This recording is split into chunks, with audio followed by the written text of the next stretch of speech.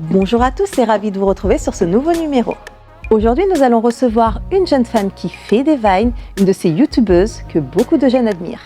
Nous avions reçu il y a quelques temps son acolyte, J-Max. Elle fait partie de ces vineurs les plus populaires de France. Elle s'est fait remarquer par le rappeur Youssoupha en reprenant son refrain dans l'un de ses vines. T'as pas besoin de prendre de gants, ni même essayer d'être élégant. Tout ce qui te fascine, c'est l'argent, mais quelques followers te plaisent autant. Fille facile, j'imagine, as-tu perdu ton estime? Pose osée ou très coquine, pour quelques likes sur IG. L'aventure commence, elle se fait signer par le label Beaumaillé Musique et a pour vocation de devenir comédienne. Notre invitée de la semaine est Salomé Je t'aime.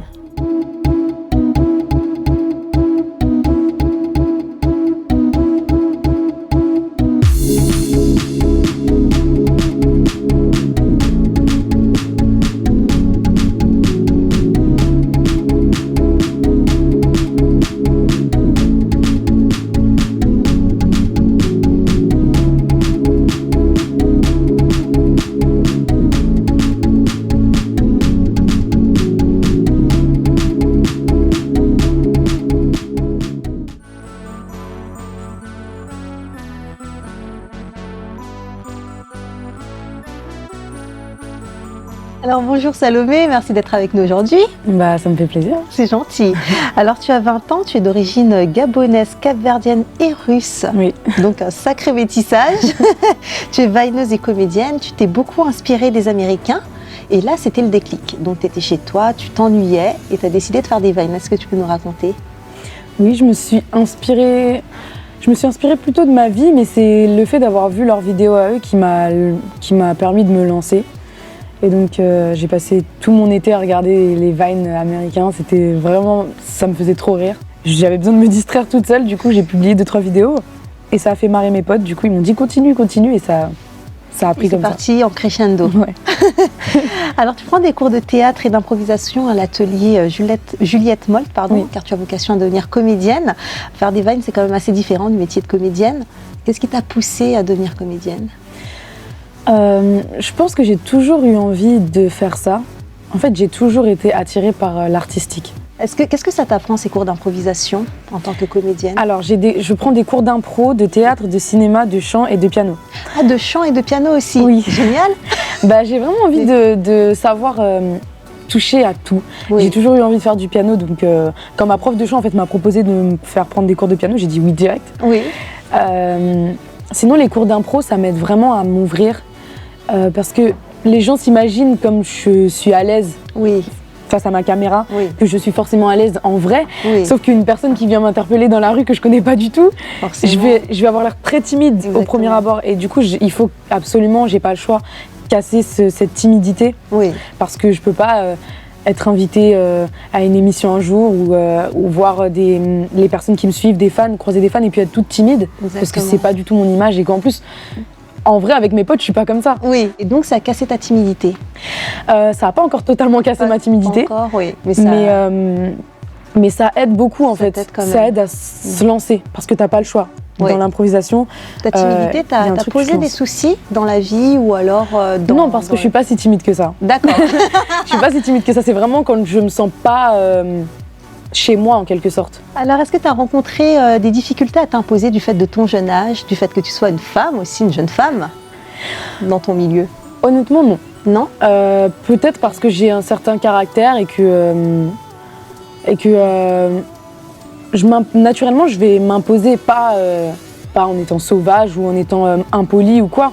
Parce qu'il y a beaucoup de femmes qui confondent avoir du caractère et être impolie, être une grande gueule. Enfin non. Mais je sais que quand j'ai une idée, quand je veux quelque chose, je le dis et je le fais comprendre et c'est comme ça. Oui. Tu es têtue. Voilà, c'est vrai, je suis très têtue. Quand je veux aller quelque part, j'y vais. Et même si je me mange un mur, au moins je me suis mangé mon mur et je sais que ça, c'est pas à faire. Mais j'ai testé et j'ai eu mon expérience. Et du coup, ça fait que j'ai pas trop de mal à m'imposer ou à m'intégrer quelque part sans être forcément la bagarre quoi. Simplement, je suis simple et je fais comprendre. Moi, c'est ça que je veux. J'aime pas qu'on m'impose quelque chose que je veux pas. Tu te fais signer par le label Beaumaillé Musique. Oui. Donc, grâce au refrain de Youssoupha que tu as repris dans un de tes vines, est-ce que tu t'attendais à ce que ça prenne une telle ampleur? Pas du tout. Du tout. En plus, c'était même pas le but à la base. Parce que tu parlais très vite. Ouais, c'était ça. Donc les gens se sont posé la question de savoir si tu accélérais en fait tes vidéos. Exactement. Et finalement, tu t'es dit, tu connais tout. Je vais essayer, je vais vous montrer que c'est comme ça, c'est naturel. C'est mon débit naturel. Oui, je m'y attendais pas du tout. Je l'ai marqué en petit clin d'œil, quoi, parce que comme c'était son couplet que je reprenais, je me suis dit bon, je le marque sur Twitter, on sait jamais. Et il a vu. Et je me suis dit non. Il t'a répondu d'ailleurs. Il a vu, il m'a répondu. Ensuite, il m'a envoyé un mail, on s'est vu, et ensuite il a commencé à suivre ce que je faisais, me suivre un peu de loin, voir où j'allais. Il m'a demandé ce que je voulais faire. Il m'a dit que, écoute, j'aime beaucoup et j'ai vraiment envie de t'accompagner là-dedans. Et que demain, quand on te verra en tant qu'actrice internationale, enfin il me dit ça, voilà, je veux pouvoir dire j'y étais et voilà, j'y étais. Oui. J'ai participé à ça. Et ça m'a fait plaisir. Je me suis dit, déjà, pour qu'il dise ça, c'est qu'il croit en moi. Exactement. Oui. Parce qu'il croit au fait que un jour, du coup, je serai actrice. Exactement. Et ça fait vraiment plaisir. Et du coup voilà, j'ai signé chez eux. Et ça t'a apporté quoi? Ça m'a apporté, du coup, tous les cours que je prends sont financés par le label. Oui.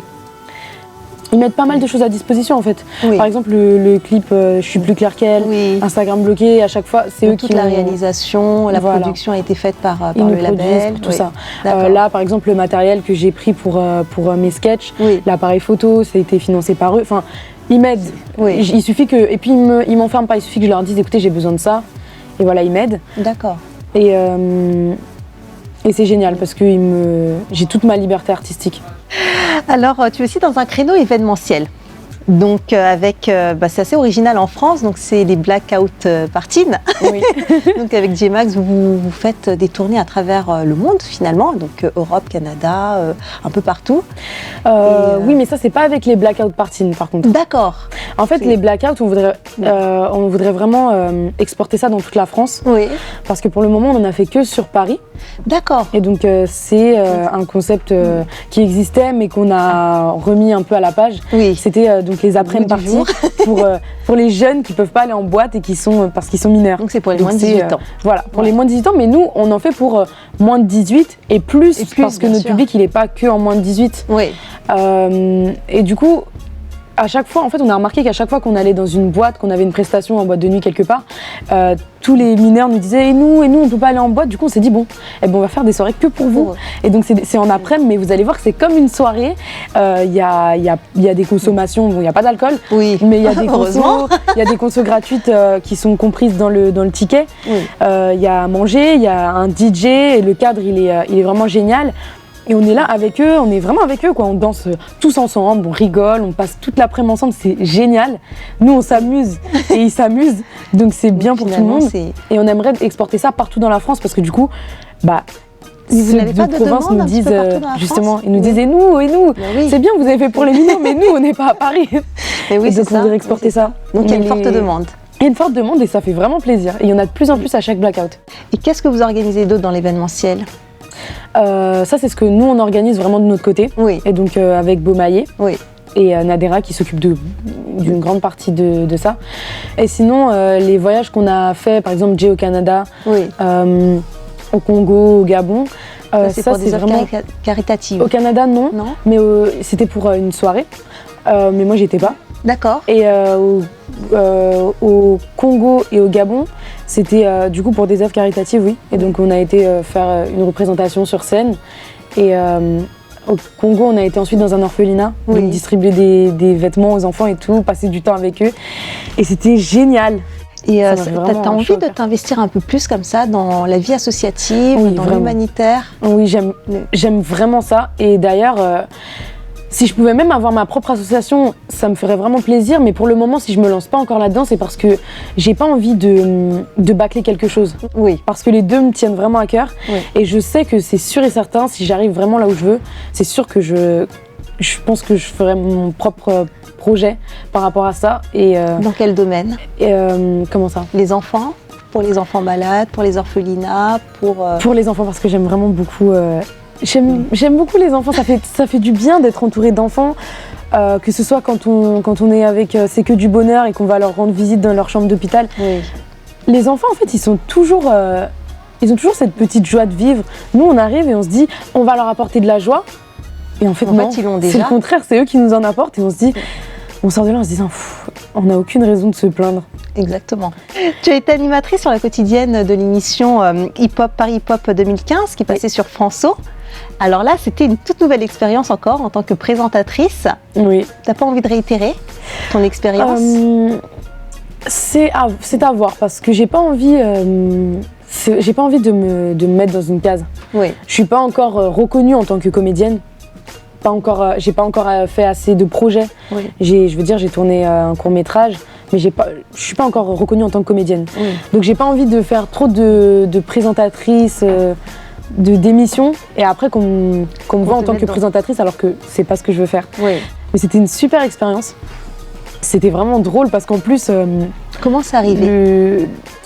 C'est la boîte de prod en fait qui était chargée de l'émission qui a fait appel à moi. Oui. Et ils m'ont proposé à France O qui ont dit OK.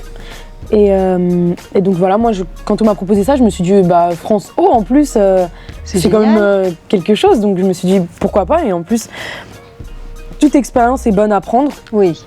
Et donc j'en avais jamais fait. Et quand je l'ai fait, je me suis bien prêtée au jeu, c'était marrant, c'était bien. C'est autre chose que de la comédie, mais on joue aussi quand même. Oui. Et puis le hip-hop, c'est un peu le milieu dans lequel je suis, vu que je suis chez Beaumaé. Et puis voilà, j'ai grandi un peu là-dedans aussi. Et du coup, aller rencontrer chaque artiste, être sur les événements, bouger un peu partout, aller en coulisses, c'était génial. C'était une bonne expérience, mais après, faut voir. S'il y en a un qui est vraiment super, qui te parle, qui me plaît, je vais dire allez, j'y vais. Alors, tu as fait d'ailleurs de la figuration dans plusieurs clips. Donc, Bana C4, Mon Kobe, DC's, beaucoup de rappeurs d'ailleurs. Oui. Donc, le milieu urbain, on en parlait. N'as-tu pas l'impression d'être attachée au milieu urbain, justement? Je suis signée sur un label de rap. Oui. Donc, directement, ça m'attache au milieu urbain. Je peux rien y faire. Oui. Et moi, je m'y retrouvais quand même parce que c'est ce dans quoi j'ai grandi, mes oncles, mes tantes, j'ai grandi beaucoup avec eux, avec ma grande sœur, et ils écoutaient de la musique, c'était vraiment urbain. Mais je suis métisse. Oui. Et du coup, ça fait que je m'adapte un peu à tout. J'ai mis du temps avant de me rendre compte vraiment, d'être consciente de ça. Oui. Et je suis contente, c'est une richesse. C'est que je sois avec des blancs, avec des noirs, avec des personnes plutôt hip-hop, plutôt pop, plutôt, je sais pas, peu importe. J'ai cette facilité à m'adapter et à me sentir bien un peu partout. Oui. Du coup, j'ai pas spécialement envie de m'enfermer dans l'urbain et j'ai pas peur de m'y enfermer parce que c'est pas tout ce que je connais en fait. Oui. J'ai beaucoup voyagé dans ma vie vu que ma mère est hôtesse de l'air. Oui. Donc j'ai vu beaucoup de choses, je connais pas mal de cultures. Oui. Et je suis très heureuse, je remercie ma mère aujourd'hui pour ça parce que au niveau des langues, au niveau des cultures, au niveau de tout ça. Tu parles plusieurs langues? Je parle anglais. Ouais. Et je comprends le portugais, le capverdien. Oui, parce que c'est vrai qu'au Cap-Vert, on parle portugais. Oui, voilà, on parle un créole portugais et du coup, je comprends. Donc, ça a été une grande richesse pour toi, finalement. Oui. Alors, au niveau du cinéma, en France, on a souvent tendance à te mettre dans des espèces de cases. Donc, tu es jeune, tu es une femme, tu es noire. Oui. Tu es dans le milieu urbain aussi. Tu n'as pas peur de tout ça? J'en ai pas peur parce que, comme je te disais, je sais m'adapter. Ouais. Et je suis dans le milieu urbain actuellement, mais tu me mets dans n'importe quel milieu, j'y suis à l'aise.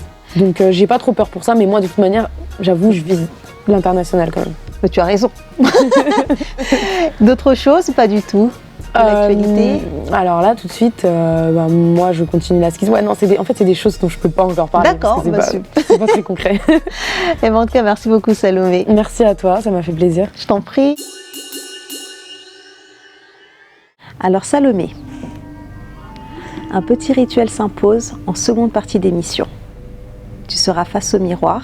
D'accord. Et donc face à toi-même. Ton alter ego est celui qui te connaît le mieux. Le plus. Il m'a chargé de te poser quelques questions. D'accord. Alors tu as face à toi Madame Barano. Oui. Ta mère. Elle a des questions à te poser.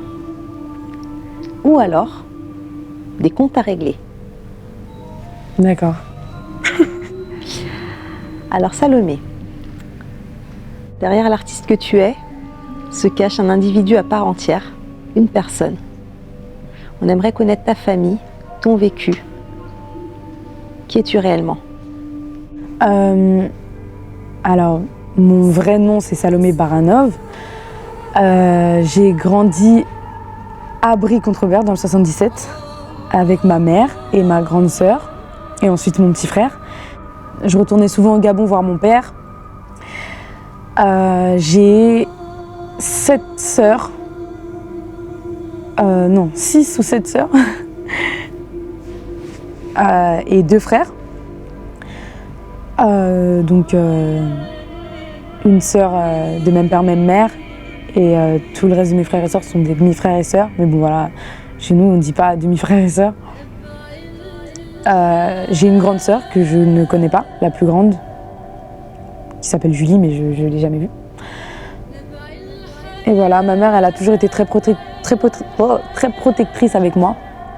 Et aujourd'hui, je lui en suis vraiment reconnaissante parce que je me rends compte qu'au collège, au début du lycée, certaines de mes copines prenaient le RER, allaient sur Paris, vivaient ces trucs-là, et que moi, j'avais pas le droit de prendre le RER.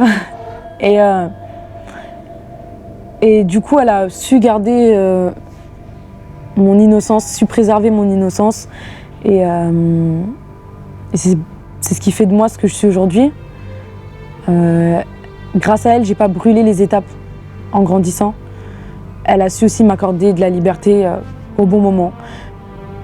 Quand j'étais plus jeune, je voyais ça comme oh, elle est trop méchante, c'est dur, elle est trop sévère et tout, mais en fait non. Et puis voilà, on a eu des relations un peu conflictuelles parfois, mais je pense que c'est un peu comme ça dans toutes les familles. Et aujourd'hui, je vis chez moi et donc toute ma famille me soutient, ma mère est très fière et voilà. Alors Salomé, tu voulais qu'on te dise « je t'aime », raison pour laquelle tu as pris le pseudo « Salomé, je t'aime ». Est-ce que tu as eu le sentiment d'avoir manqué d'amour? Non, j'ai pas eu... Waouh. Non, j'ai pas eu le sentiment d'avoir manqué d'amour parce que ma mère a été très... Elle a été très... Comment dire? Elle a pris les deux rôles dans mon enfance. Celui du père et de la mère. Et puis elle a toujours su nous combler d'amour. En tout cas, moi, j'ai été très proche de ma mère jusqu'à... Enfin, je suis très proche de ma mère et puis je dormais avec elle jusqu'en 6e. J'étais vraiment fusionnelle avec elle. Et du coup, non. Mais après, c'est vrai qu'il y a eu des choses qui se sont passées dans nos vies et qui ont fait qu'on s'est éloignés et que c'est bizarre de parler de ça.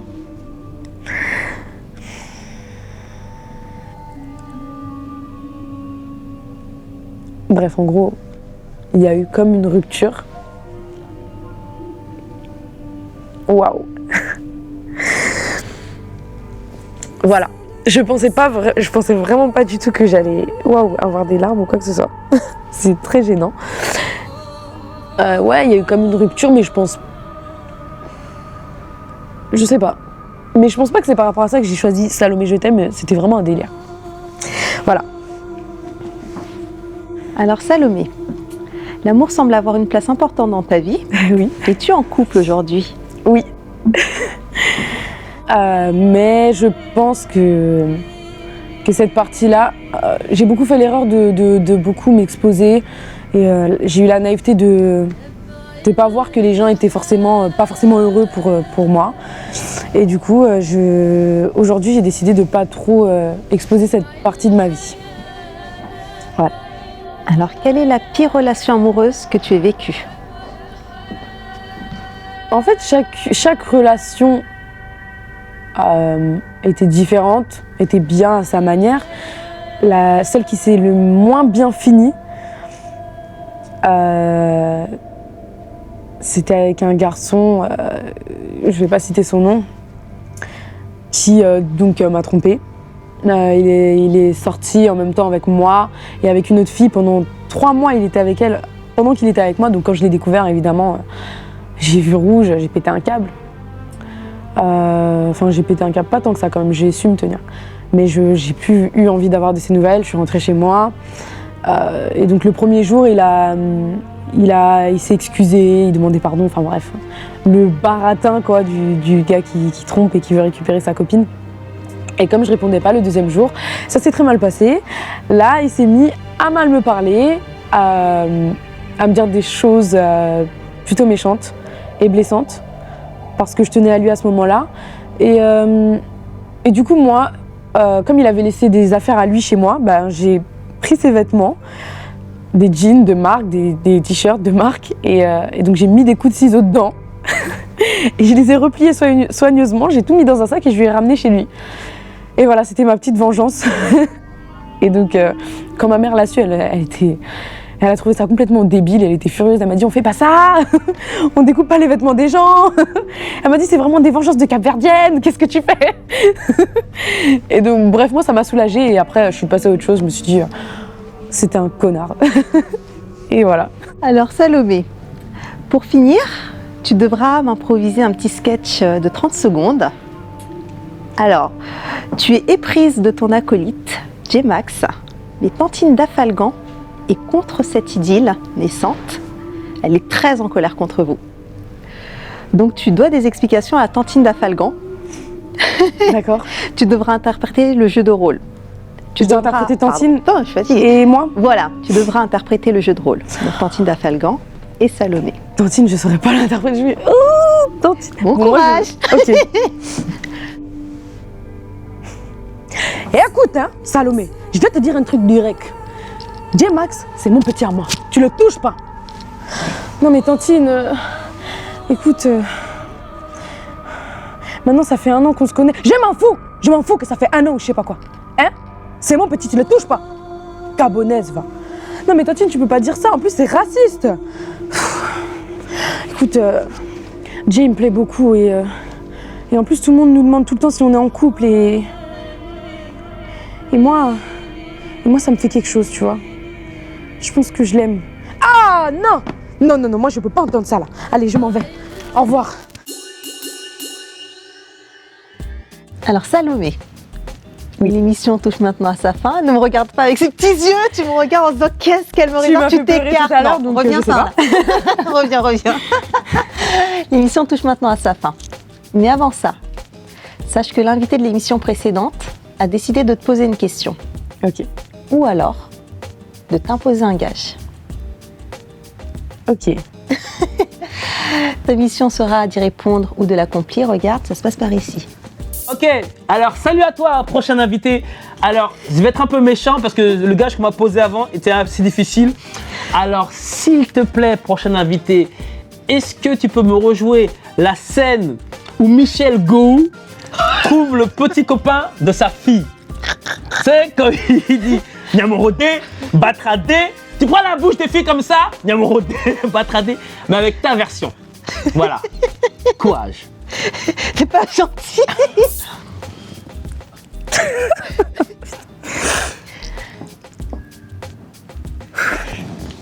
J'ai dit je faisais de l'impro donc j'ai pas le choix.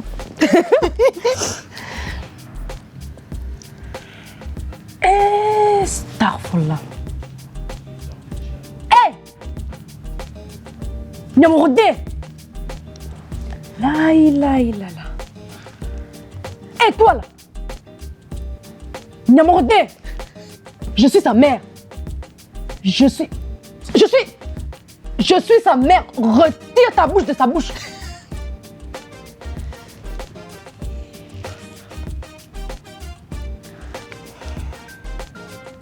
J'ai dit retire ta bouche. Nyamorode. Bâtard. Et toi, je vais t'attraper. Rentre à la maison tout de suite. Connard. C'est bon. C'est trop dur, Là, c'est. Ah, bravo, si vous avez diffusé ça, je vais être. Non, c'est bien. Franchement, bravo. Super imitation gabonaise de non, Michel Gou. Il a dit à ta manière. Ouais. Non, mais je le retiens. Nous. Eh ben, écoute. Merci beaucoup Salomé d'avoir été avec nous. Merci à toi. Eh ben, écoute, on va se quitter sur un nouvel épisode en tout cas. Et puis à très bientôt. Vous me verrez peut-être bientôt dans le casting. Voilà. Eh ben, avec grand plaisir. On suivra ça de très près.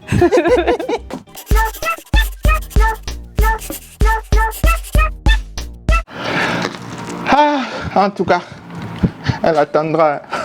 Elle n'a pas encore boudé. Une fille noire bordeaux comme ça, sans décoration. Pardon. Bouanka! Bouanka, viens voir. Oui, Jaja. Je te présente Madame Couleur Kaka. Ce n'est pas ton rendez-vous de 14h30 qui attend là? Mais je ne peux pas travailler dans ces conditions. 15? Je ne vais pas travailler dans ces conditions. Regarde ce qu'elle a choisi. Est-ce que c'est ton problème? Je ne traite pas les femmes qui mettent des fonds de teint couleur caca. Sors-toi de là. Ok. Tu vas faire le ménage de la veille que tu as oublié. Madame. Encore oublié de faire. Dans mon pays, on dépigmente. Faut m'aimer. Si tu m'aimes, je te dépigmente. Tu seras violet un peu. Jaja. Oui. Lève-toi. Mais non. Mais non? Ben oui. Parce que moi, je ne travaille pas, mais je reste là. C'est la dame qui doit s'en aller. Vous êtes meurtrièrement black. Donc, au revoir. Lève-toi d'ici. Ok, je m'en vais. Tout de suite. Je m'en vais. Retrouvez toute l'actualité de Salomé sur son Facebook officiel, Salomé Je t'aime. L'émission continue sur nos réseaux sociaux. Un grand merci à vous de nous avoir suivis et rendez-vous la semaine prochaine avec un nouvel invité.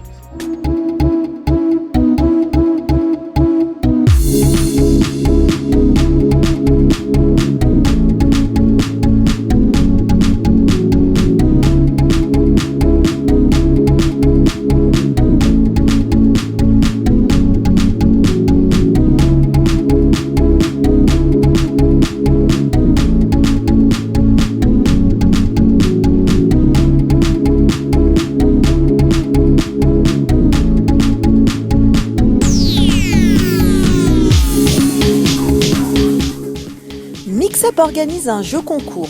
Pour gagner 2 invitations au tirage au sort pour la comédie 9 mois de bonheur, enfin presque, au théâtre du Petit Gymnase, rendez-vous sur la page Facebook Mixup by Keisha Nassaf. Bonne chance!